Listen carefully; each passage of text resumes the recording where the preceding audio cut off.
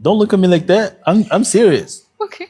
Because urumva nimbivuga, then it's not longer anticipative.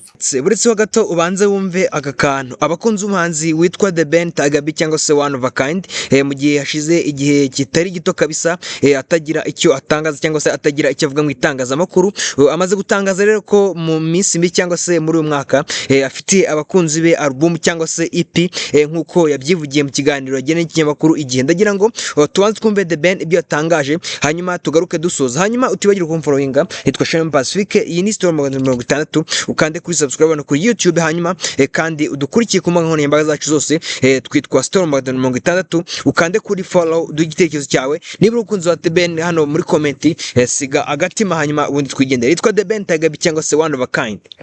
Don't look at me like that. I'm serious. Okay.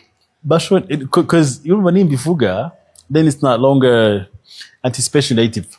Ariko bashonje bahishiwe this year.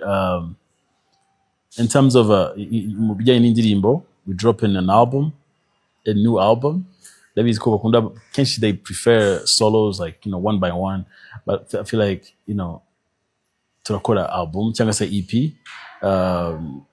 Kuko indirimbo zose tayari they're ready like zabaye produced already, so turashaka igihe cyo kuzisohora gusa.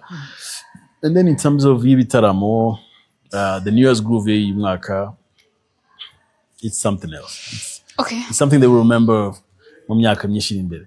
And also like of course with my boy Bruce, we're coming mu ntara z'igihugu, so they should also get ready. Mushinga mu mufitanye wo gukorana nk'akaririmbo.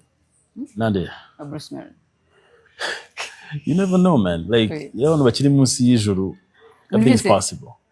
Byose babishoboka. Yeah, everything is possible. Yeah.